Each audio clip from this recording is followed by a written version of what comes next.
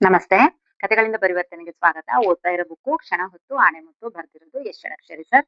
ಭಾಗ 4. ಇವತ್ತೊಂದು ಹೊಸ ಚಾಪ್ಟರ್ ನೋಡೋಣ.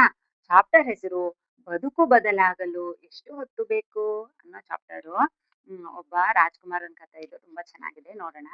ಇದೊಂದು ರೋಮಾಂಚನ ಉಂಟು ಮಾಡುವ ಕಥೆ. ಒಬ್ಬ ಮಹಾರಾಜನಿಗೆ ಒಬ್ಬನೇ ಮಗನಿದ್ದ. ಆತನಿಗೆ ಮಗ ತನಗಿಂತ ದೊಡ್ಡ ರಾಜನಾಗಬೇಕೆಂಬ ಆಸೆ ಇರುತ್ತೆ. ಅವರ ಅಪ್ಪ ರಾಜ ಅಲ್ವಾ? ತನ್ನ ಮಗ ಒಬ್ಬನೇ ಮಗನ್ನ ಅವನಿಗಿಂತ ದೊಡ್ಡ ಮಹಾರಾಜನ್ ಮಾಡ್ಬೇಕು ಅಂತ ಅವರ ತಂದೆಗೆ ಆಸೆ ಇರುತ್ತೆ. ಆದರೆ ರಾಜಕುಮಾರನಿಗೆ ಕುದುರೆ ಸವಾರಿ, ಕತ್ತಿವರಸೆಗಳಲ್ಲಿ ಆಸಕ್ತಿ ಇರಲಿಲ್ಲ. ನೃತ್ಯ, ಸಂಗೀತಗಳಲ್ಲಿ ಆಸಕ್ತಿ ಇತ್ತು. ಕಾಲಕ್ರಮೇಣ ಮಗ ಸುಧಾರಿಸ್ತಾನೆ ಅಂತ ಹೇಳಿ ತಂದೆ ಕಾದ್ರು. ಅಂದ್ರೆ ಇವಾಗ ಹಿಂಗ್ ಸಣ್ಣವನಲ್ವಾ ಮಾಡ್ತಾನೆ, ದೊಡ್ಡವನಾದ್ಮೇಲೆ ಇದನ್ನೆಲ್ಲ ಕಲ್ತು ದೊಡ್ಡ ರಾಜ ಆಗ್ತಾನೆ ಅಂತ ಕಾದ್ರು. ಆದ್ರೆ ಮಗ ಸುಧಾರಿಸಲಿಲ್ಲ. ರಾಜನಿಗೆ ಸಿಟ್ಟು ಬಂತು. ಮಗನನ್ನೇ ಗಡುಪಾರು ಮಾಡಿಬಿಟ್ಟ. ಮಗನನ್ನೇ ಊರಿಂದ ಆಚೆ ಹಾಕ್ಬಿಟ್ರು ಇವ್ರು ರಾಜ. ರಾಜಕುಮಾರ ದೂರ ದೂರಿಗೆ ಹೋದ. ಸಂಗೀತ ಕಲಿಯಲು ಪ್ರಯತ್ನಿಸಿದ. ಕೈಯಲ್ಲಿ ಕಾಸಿಲ್ಲದವನಿಗೆ ಸಂಗೀತ ಯಾರು ಕಲಿಸ್ತಾರೆ? ಹೊಟ್ಟೆಪಾಡಿಗಾಗಿ ರಾಜಕುಮಾರ ಹಾಡು ಹೇಳುತ್ತಾ ಭಿಕ್ಷೆ ಬೇಡುತ್ತಾ ಬದುಕತೊಡಗಿದ. ಭಿಕ್ಷುಕನ ಹಾಡನ್ನು ಯಾರು ಕೇಳ್ತಾರೆ? ರಾಜಕುಮಾರನ ಪರಿಸ್ಥಿತಿ ಬಿಗಾಡಿಸುತ್ತಲೇ ಇತ್ತು. ಅಂದ್ರೆ ಇನ್ನೂ ಅವನ ಪರಿಸ್ಥಿತಿ ಇನ್ನೂ ಕೆಟ್ಟದಾಗ್ತಾ ಹೋಯ್ತು. ಹರಕು ಬಟ್ಟೆ, ಕೈಯಲ್ಲಿ ಭಿಕ್ಷಾಪಾತ್ರೆ, ಬಾಯಲ್ಲಿ ಹಳೆಯ ಹಾಡುಗಳ ಮಧ್ಯೆ ರಾಜಕುಮಾರ ತಾನೆಂಬುದನ್ನೇ ಮರೆತ. ಅಂದ್ರೆ ತುಂಬಾ ವರ್ಷಗಳಾಯ್ತಲ್ವಾ ಅವರಪ್ಪ ಅವನನ್ನ ಹೊರ ಹಾಕಿ. ಇದೆಲ್ಲ ಭಿಕ್ಷೆ ಬೇಡ್ತಾ, ಹರಕು ಬಟ್ಟೆ, ಊಟಕ್ಕಿಲ್ಲ, ಇದೆಲ್ಲ ಅವನು ಲೈಫಲ್ಲಿ ಅನ್ಭವಿಸ್ತಾ ಅವ್ನು ರಾಜ್ಕುಮಾರ ಅನ್ನೋದೇ ಅವನಿಗೆ ಮರ್ತ್ ಹೋಗ್ಬಿಡ್ತು. ತಿರುಪ ತಿರು ತಿರುಪೆಗಾರನಾಗಿಯೇ ಬೆಳೆದ. ಹೀಗೆ ಸುಮಾರು 12 ವರ್ಷಗಳು ಕಳೆದವು. ಊರಿನವರೆಲ್ಲ ತಿರುಕನನ್ನು ಕಂಡರೆ ಊರಿನವರು ಸಹ ತಿರಸ್ಕಾರ ಮಾಡಕ್ ಶುರು ಮಾಡಿದ್ರು, ಇವನೇನ್ ಭಿಕ್ಷುಕ ಅಂತ ಹೇಳಿ. ಒಮ್ಮೆ ತಿರುಪೆಯವ ಯಾವುದೋ ಛತ್ರದ ಮುಂದೆ ನಿಂತು ತುತ್ತು ಅನ್ನಕ್ಕಾಗಿ ಬೇಡುತ್ತಿದ್ದ. ಅಂದ್ರೆ ಯಾವುದೋ ಛತ್ರದಲ್ಲಿ ಒಂದು ಫಂಕ್ಷನ್ ನಡೀತಾ ಇರುತ್ತೆ, ಅಲ್ಲಿ ಹೋಗಿ ಆ ಛತ್ರದ ಮುಂದೆ ನಿಂತು ನನಗೆ ಊಟ ಕೊಡಿ ಅಂತ ಹೇಳಿ ಬೇಡ್ತಾನೆ. ತಿರುಕನ ಕಾಟ ತಡೆಯಲಾರದೆ ಛತ್ರದವರು ಆತನನ್ನು ಒದ್ದು ಹೊರಗೆ ತಳ್ಳಿದರು. ಪಾಪ ಅವ್ನು ನೋಡಿ, ಛತ್ರದ ಮುಂದೆ ಊಟ ಕೊಡಿ ಅಂತ ಕೇಳಿದಾಗ ಆ ಛತ್ರದ ಓನರ್ ಇರ್ತಾರಲ್ಲ, ಅವರು ಅವನನ್ನ ಒದ್ದು ಹೊರಗೆ ಹಾಕ್ಬಿಡ್ತಾರೆ. ತಿರುಕ ಗಾಯಗೊಂಡು ನೋವಿನಿಂದ ನರಳುತ್ತಾ ರಸ್ತೆಯಲ್ಲಿ ಬಿದ್ದ. ಇವ್ರು ಒದ್ರಲ್ವಾ, ಹೋಗಿ ಪಾಪ ಜೋರಾಗಿ ಹೋದ ತಕ್ಷಣ ರೋಡಲ್ಲಿ ಹೋಗಿ ಬಿದ್ದ ಇವನು. ಆಗ ಇದ್ದಕ್ಕಿದ್ದಂತೆ ಒಂದು ರಥ ಅಲ್ಲಿಗೆ ಬಂತು. ರಥದಿಂದ ಮಂತ್ರಿ ಬಂದಿಳಿದ್ರು. ತಿರುಪೆಯವನಿಗೆ ನಮಸ್ಕರಿಸಿ, ರಾಜಕುಮಾರ, ನೀವು ನಮ್ಮ ದೇಶದ ಮಹಾರಾಜನ ಒಬ್ಬನೇ ಮಗ. 12 ವರ್ಷಗಳ ಹಿಂದೆ ನಿಮ್ಮ ತಂದೆ ನಿಮ್ಮನ್ನು ರಾಜ್ಯದಿಂದ ಹೊರಗೆ ಹಾಕಿದರು. ನಮ್ಮ ಗೂಢಚಾರರು ನಿಮಗೆ ಗೊತ್ತಿಲ್ಲದಂತೆ ನಿಮ್ಮನ್ನು ಗಮನಿಸುತ್ತಲೇ ಇದ್ದರು. ನಿಮ್ಮ ತಂದೆಯವರಿಗೆ ಈಗ ತುಂಬಾ ವಯಸ್ಸಾಗಿದೆ. ರಾಜ್ಯವನ್ನು ನಿಮಗೆ ಬಿಟ್ಟುಕೊಡಲು ಬಯಸುತ್ತಿದ್ದಾರೆ. ನಿಮ್ಮನ್ನು ರಾಜ್ಯದಿಂದ ಹೊರ ಹಾಕಿದ್ದಕ್ಕಾಗಿ ಅವರಿಗೆ ಪಶ್ಚಾತ್ತಾಪವಾಗಿದೆ. ನಿಮ್ಮನ್ನು ಕರೆದುಕೊಂಡು ಬರಲು ಕಳುಹಿಸಿದ್ದಾರೆ ಎಂದರು. ನೋಡಿ, ಆ ಛತ್ರದವನು ಅವನನ್ನ ಜೋರಾಗಿ ಒದ್ದು ಹೊರಗೆ ಹಾಕಿದ ತಕ್ಷಣ ಪಾಪ ಅವ್ನು ಹೋಗಿ ರೋಡಿಗೆ ಹೋಗಿ ಬಿದ್ದ. ರಾಜನ ಮಗ ಭಿಕ್ಷುಕ.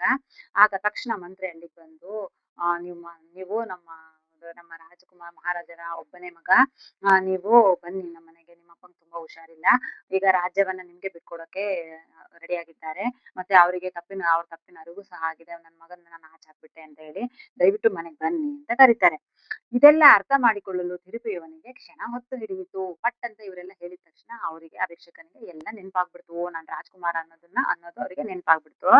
ತಾನಾರೆಂಬುದು ಅರ್ಥವಾಗುತ್ತಿದ್ದಂತೆ ಕಾಂತಿ ಮಿರುಗತೊಡಗಿತು. ನೋಡಿ, ಅಷ್ಟೋ ತನಕ ಭಿಕ್ಷುಕನಾಗಿದ್ದ, ಮುಖ ಎಷ್ಟು ಡಲ್ ಆಗಿ ಊಟ ತಿಂಡಿ ಇಲ್ಲದೆ ಭಿಕ್ಷುಕನಾಗಿದ್ದವನು, ಇದು ಮಂತ್ರಿ ಅದನ್ನೆಲ್ಲ ಹೇಳಿದ ತಕ್ಷಣ ನೀನ್ ಮಹಾರಾಜನ ಮಗ ಅಂತ, ಹಂಗೆ ತಕ್ಷಣ ಆ ಮುಖದಲ್ಲಿ ಆ ಕಾಂತಿ ಬಂದ್ಬಿಡ್ತು. ರಾಜ್ಕುಮಾರನ ಕಳೆ ಬಂತು. ಆತ ನಿಧಾನವಾಗಿ ಎದ್ದು ನೆಟ್ಟಗೆ ನಿಂತ. ಮಂತ್ರಿಯನ್ನು ದಿಟ್ಟಿಸಿ ನೋಡಿ, ನಾನು ಸ್ನಾನ ಮಾಡಿಲ್ಲ, ಹೊಸ ಬಟ್ಟೆ ತೊಟ್ಟಿಲ್ಲ, ಕಾಲಿನಲ್ಲಿ ಚಪ್ಪಲಿ ಇಲ್ಲ, ನೀವು ಹೀಗೆ ನನ್ನನ್ನು ಅರಮನೆಗೆ ಕರ್ಕೊಂಡು ಹೋಗ್ತೀರಾ ಅಂತ ಹೇಳಿ ಸಿಟ್ಟಲ್ಲಿ ಕೇಳ್ದ ಮಂತ್ರಿಯನ್ನ. ಎಂದು ಗದರಿದ. ತಡಬಡಿಸಿದ ಮಂತ್ರಿ ತಕ್ಷಣ ಅದೇ ಛತ್ರದಲ್ಲಿ ಒಂದು ಕೋಣೆ ಪಡೆದು ರಾಜ್ಕುಮಾರನ ಸ್ನಾನ ವ್ಯವಸ್ಥೆ ಮಾಡ್ದ. ಹೊಸ ಬಟ್ಟೆಗಳನ್ನು, ಪಾದರಕ್ಷೆಗಳನ್ನು ಸಹ ಧರಿಸಿದ. ಶುಚಿರ್ಭೂತನಾದ ರಾಜಕುಮಾರರ ಹೊಸ ಬಟ್ಟೆ ಧರಿಸಿ ಹೊರಗೆ ಬಂದ್ರು ಅವರು. ಆಯ್ತಾ? ವಿಷಯ ಗೊತ್ತಾಗಿದ್ದ ಛತ್ರದವರು ರಾಜಕುಮಾರರನ್ನು ಭೋಜನಕ್ಕೆ ಆಹ್ವಾನಿಸಿದರು. ಈಗ ಛತ್ರದವರಿಗೆ ಗೊತ್ತಾಯ್ತು, ಇವನು ಭಿಕ್ಷುಕ ಅಂತ ತಿಳಿದವನು ಒದ್ಬಿಟ್ಟೆ. ಈಗ ಇವರು ಮಹಾರಾಜನ್ ಮಗ ರಾಜ್ಕುಮಾರ ಅಂತ ಗೊತ್ತಾದ ತಕ್ಷಣ ಅವರು ಊಟ ಕರೆಯಕ್ ಹೋಗ್ತಾರೆ. ಆದ್ರೆ ರಾಜ್ಕುಮಾರ ನಯವಾಗಿ ಅದನ್ನ ತಿರಸ್ಕಾರ ಮಾಡ್ತಾರೆ. ಬೇಡ ಬೇಡ, ಪರವಾಗಿಲ್ಲ ಅಂತ ತಿರಸ್ಕಾರ ಮಾಡ್ತಾರೆ. ಸ್ವಲ್ಪ ಹೊತ್ತಿಗೆ ಮುಂಚೆ ತಂಗಳನಕ್ಕೆ ಕೈ ಚಾಚುತ್ತಿದ್ದವನು ಈಗ ಭಾರೀ ಭೋಜನವನ್ನು ತಿರಸ್ಕರಿಸುವುದನ್ನು ಕಂಡು, ನೀವು ಎಷ್ಟು ಬೇಗ ಬದಲಾಗಿದ್ದೀರಿ ಎಂದವರು ಪ್ರಶ್ನಿಸಿದರು. ಅಂದ್ರೆ ಆ ಛತ್ರದವರು ಊಟಕ್ಕೆ ಬನ್ನಿ ಈಗ ಅಂತ ರಾಜ್ಕುಮಾರ್ ಅಂತ ಗೊತ್ತಾದ ತಕ್ಷಣ ಕರೆಯಕ್ ಬಂದ್ರಲ್ವಾ, ಅವ್ರು ಕೇಳ್ತಾರೆ, ಅಲ್ಲ ಸ್ವಲ್ಪ ಹೊತ್ತಿನ ಕೆಮ್ಮು ಮೊದ್ಲು ಒಂದ್ ತಂಗ್ಳನ್ನ ಇದ್ರೆ ಕೊಡಿ ತುಂಬಾ ಹೊಟ್ಟೆ ಹಶ್ವಾಗಿದೆ ಅಂತ ಕೇಳ್ತಾ ಇದ್ದೋರು, ಇವಾಗ ರಾಜ್‌ಕುಮಾರ್ ಅಂತ ಗೊತ್ತಾದ ತಕ್ಷಣನೇ ಭಾರಿ ಭೋಜನವನ್ನ ತಿರಸ್ಕಾರ ಮಾಡ್ತಾ ಇದೀರಲ್ಲ, ಅಷ್ಟು ತಕ್ಷಣ ಇಷ್ಟು ಬೇಗ ಹೆಂಗ್ ಬದ್ಲಾದ್ರಿ ನೀವು ಅಂತ ಹೇಳಿ ಕೇಳಿದಾಗ, ರಾಜ್‌ಕುಮಾರ ಹೇಳ್ತಾರೆ, "ನಾನು ಯಾರೆಂಬುದು ಗೊತ್ತಾದರೆ ಬದಲಾಗುವುದು ಕ್ಷಣ ಹೊತ್ತು ಸಾಕು" ಅಂತ ಹೇಳ್ತಾರೆ. ಇಲ್ಲಿನ ರಾಜ್‌ಕುಮಾರ ನಾವೇ ಏಕೆ ಇರಬಾರದು?